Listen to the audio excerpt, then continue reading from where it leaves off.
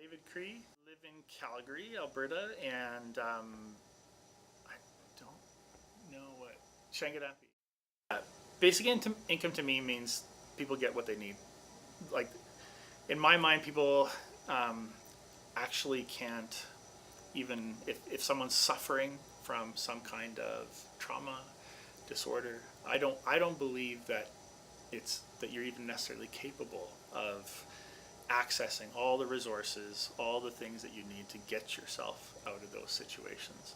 And I think basic income gives a tool to make sure that the basic needs are being met of all the people in society so that they actually can work on themselves. They can focus on growth. They can actually feel safe and secure and stable and have some of those really basic needs met that frankly our system is not meeting on the sort of the current way that we're doing it, is just making sure that everybody has that base level of income that at the very least makes sure that their basic human needs are met of shelter, food, stability, security, so that they're not worried about where their food's coming tonight or where they're going to sleep. They know that stuff's covered. Now I can work on other things. I mean, I think I love the basic income model. I want to see more and more testing ultimately to make sure that the numbers make sense and how does it relate with the nonprofit agency model that we fund now. But in my view, we spend an inordinate amount of money trying to meet those basic needs, but we're not doing it well, we're not doing it efficiently. And I think even if I was purely conservative politically as an individual, I would support basic income because it costs society a lot less, in my mind, than our current nonprofit funding model of paying for shelters, paying for food, paying for all these needs in a more industrialized setting that's not individualized to people and isn't actually giving them those basic needs met. Reality. I think perception is the biggest challenge of basic income. I think there's a perception out there that people will just abuse it, that people will just not work and just take the basic income and sit at home and do nothing. In my experience of hiring people who are in those situations and trying to get out, and people who have funds, but people want to contribute to society. People want to feel part of community. People want to have that interaction, to have the contribution, and ultimately I think when you give them that basic income support and give them the tools to actually then figure out what they want to do and how they can contribute into our society, they will contribute more. I don't think this will become a suck on society at all. I think it will become a mobilizer. And I think the biggest challenge is people's perception that it's just a handout. And I think we do lots of handouts now that are costing us an inordinate amount of money. So I think even just being able to take it, how much does it cost us right now to currently support someone who's in the system, accessing all those resources currently? How much does it cost us to support that person now? It's much higher than I think people would imagine.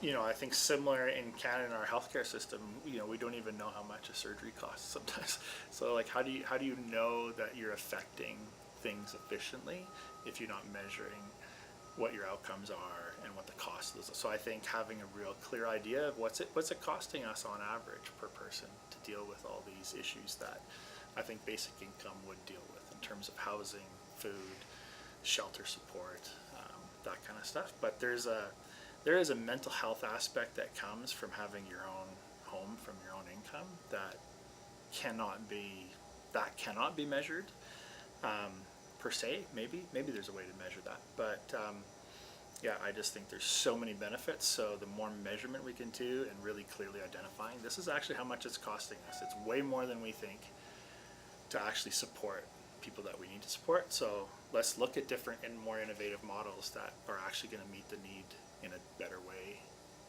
I think that's the way forward.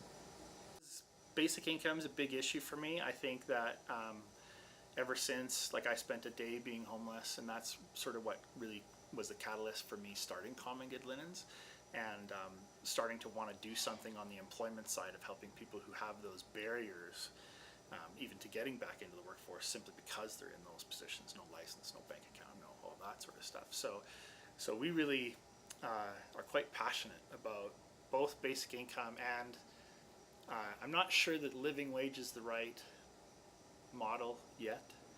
I think I really want us to come to a place also where we say this is what an equitable wage looks like from a standpoint of a young person who's 16-year-old entering the workforce. What's an equitable wage for that person? What's an equitable wage for a person who's single living on their own? What's an equitable wage for a single mom who has to support family?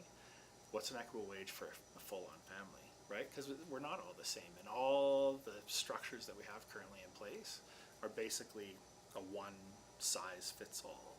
And so saying that living wage of like I think $18 in Calgary, it's not actually a good measurement, and I think it can create barriers that we don't even know about. Like setting that standard now, our employers are going to look at how do I have an efficient person at that standard. And so if it's an equitable, there's just a lot of conversation I think that has to happen around what wage should look like, and it's not one size fits all. There are massive advantages also to running your own business. If you get to the point where you can be profitable and make money, then there are certain tax advantages when you're making money and have your own business and you can write off things and all that. But those are continuing being eroded away because people, well, that's not fair, that's not fair, that's not fair. But on the flip side, I'm not paying myself. I don't have access to WCB. I don't have access to EI. I don't have access to Social Security. Like I have none of those social nets. So if I got sick tomorrow, I'm screwed. So there's risk and reward in entrepreneurship, and there's an ongoing pressure to remove more of the reward because it seems unbalanced when you see a very, very rich entrepreneur who's made incredible success and you go, oh, that's not fair. But I think the average entrepreneur is really struggling. So some kind of, I think that's another aspect of how do you figure out that you can actually offer, if you're going to take away some of that, then offer some of the safety net for entrepreneurs that are building businesses. So that'd be a really interesting conversation.